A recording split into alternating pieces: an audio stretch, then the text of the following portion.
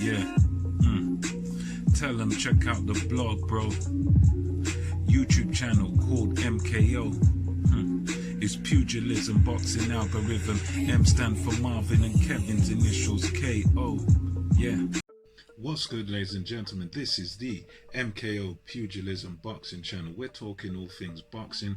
Right now, we're going to move into the heavyweight division and speak on former unified heavyweight champion of the world, Andy the Destroyer Ruiz.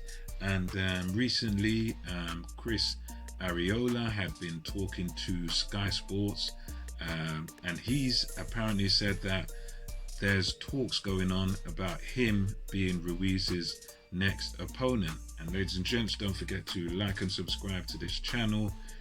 Join the MKO Pugilism movement and everything. More videos coming up soon. So Arreola, speaking to Sky, said that there have definitely been talks between his people and Ruiz's people about a possible his comeback fight possibly being against Andy Destroyer Ruiz. And as we know, Ruiz has he done what many saw as the impossible task in beating Anthony Joshua on what was meant to be Anthony Joshua's American debut, the day when he would display all of his talents to the American audience in New York, in Madison Square Garden, in a big fight that he was to display his skills. But Andy Ruiz, he upset the apple cart, ripped up the script, and he knocked Anthony Joshua out.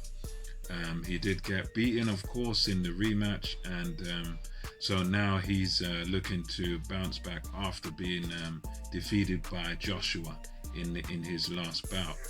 And he has been showing some interesting signs. I've heard I think Luis Ortiz has been mentioned also as an opponent, but this is, of course, going back a little while.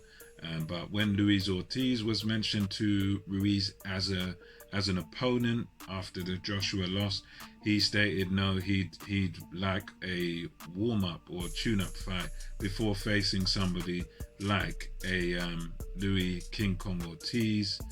To me, I found that a little bit strange because I think, okay, yes, Ortiz is a decent fighter, but if you're Ruiz, I would imagine if you're at that world level, that top level, you should be pretty confident of beating a guy like Luis Ortiz. I mean, he was certainly, prior to his Joshua fight, stating that he'd be confident of beating Wilder, and he'd be confident of beating Joshua again. So I don't see why Luis Ortiz would be such a you'd need a warm-up for that. Luis Ortiz, who'd been knocked out by Wilder in his previous outing. So I don't see what the fear was there. And now we seem to be talking about Chris Arreola, and Arreola is a guy who was a contender.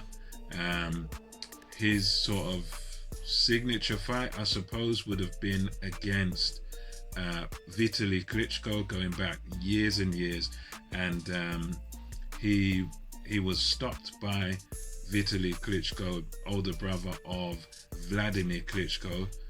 He was stopped by him inside the distance, and he put up a fight, but you could always see there was a gap in class there. So that was his first I believe that was his first foray into world-class heavyweight boxing.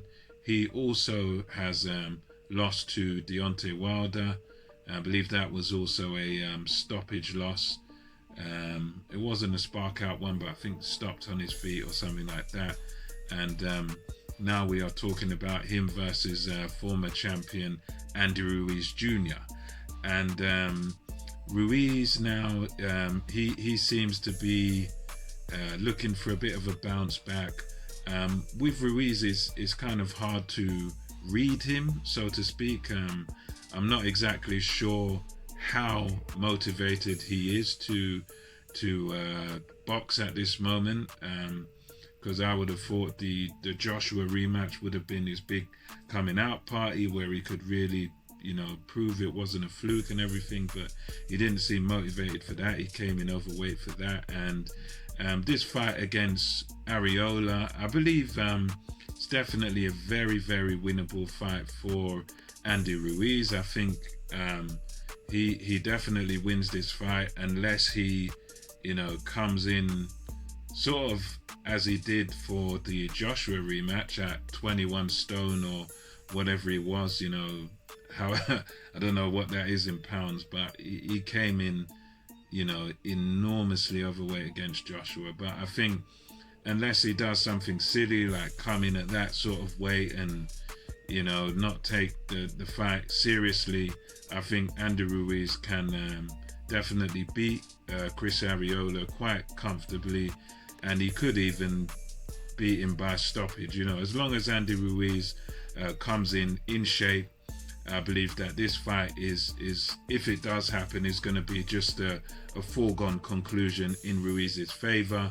I don't see Arreola being able to really do much with Andy Ruiz if he's on form, because Ruiz is just, he's a guy that is unusually fast in terms of his hand speed for a heavyweight, and a guy like Arreola doesn't really have the skill set or the, I would say, speed of hand or foot to really be effective against a guy like Ruiz. I think you'd need to have speed of foot or something to go in and out against Ruiz to be able to beat him.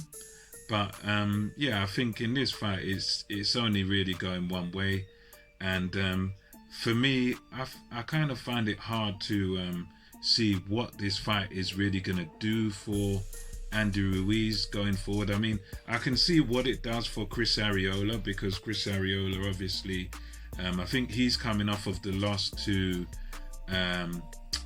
Polish heavyweight Kawanaski, who just lost to Hellenius.